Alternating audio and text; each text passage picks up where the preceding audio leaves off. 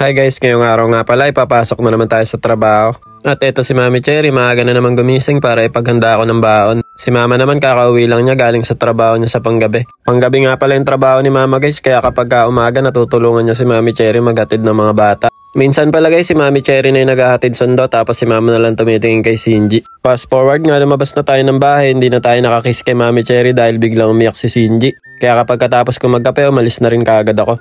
Date check guys, January 18 at magpapark na tayo ng bike. Fast forward nga, kababa ko lang ng train at ang dami rin natin kasabay ng mga hapon dito papasok sa trabaho at saka sa eskwela. Good morning guys, kakababa ko lang ng train, so lakad na tayo papasok sa trabaho. Grabe, sobrang lamig ngayon sa tuwing umaga, napakasakit sa kamay. Fast forward guys, break time na nga pala namin. Ang cute nga nitong bendo machine malapit sa trabaho namin. Meron kasing bilihan ng potato chips. Bihira lang kasi yung ganitong bendo machine lalo na sa mga kalsada. Madalas lang kasing merong mga ganito sa loob ng mga train station. Ang cute nga din, pati yung lalagyan si Peachy, yung karakter sa may Super Mario.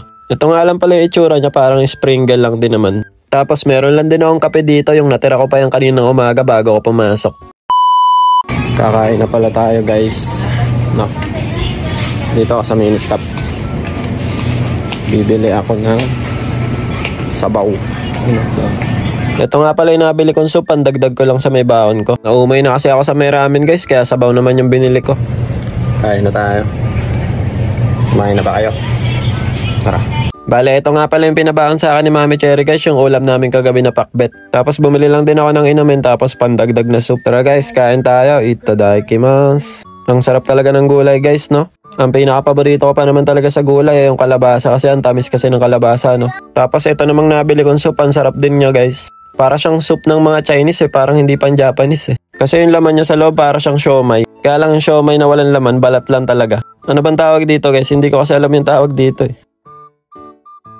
You know, balik na kami. Tapos na ang kainan. Napagpahinga na rin. Bale, ito guys, fast forward na pala at pauwi na rin ako nito. Pasensya na kayo, medyo mabilis yung fast forward natin. Hindi na kasi ako nagbibideo sa trabaho. Bale, ito nakuha ko na nga pala yung bike ko. Napansin ko nga guys na merong nakasira ng cellphone holder natin. Ito kasi yung mahirap minsan kapag sobrang dami nagpa-park, sobrang sikip talaga ng parking. Nasira pa yung lalagyan natin ng cellphone Mukhang binangga nung nag-park. Ang mahal pa naman ng pagkakabili ko dito guys, sa Amazon ko kasi nabili to. Magandang klase kasi to guys, pwede rin siya ipang-vlog habang nagbabike ka. Bale, ito dumaan nga muna pala ako ng 7-Eleven bago ako umuwi. Bumili nga lang pala ako ng 2 beer, pampatulog ko. Tapos binilang ko na nga rin pala si Mama ng mga chichirya. Popcorn nga pala yung binili ko dyan, tapos kumuha na rin ako ng isang cheese ring. Mahilig kasi si Mama kumain ng chichirya lalo na sa umaga pagkadating niya. Tapos kay Saori tsaka kay Seichi naman, binilang ko lang sila na itong potato stick. Para hindi puro candy yung pasalubong natin. Tapos binilang ko na rin si Mami Cherry ng 2 sneaker, isang malaki tsaka isang maliit. Para meron siyang panghimagas pagkatapos niyang kumain. Dami kong bitbit. Uwi na tayo. Fast forward nga at andito na ako sa bahay, natatawa nga ako kay Seichi kasi tignan niya naman yung nasa likod niya Ginawa niya ng buntot yung laruan niya. Tignan niya naman, di ba sa dibdib ginagamit yun ng mga doktor? Pero siya sa likod niya nilalagay Tignan niya naman yung ilong ni Seichi, tulo pa sipon.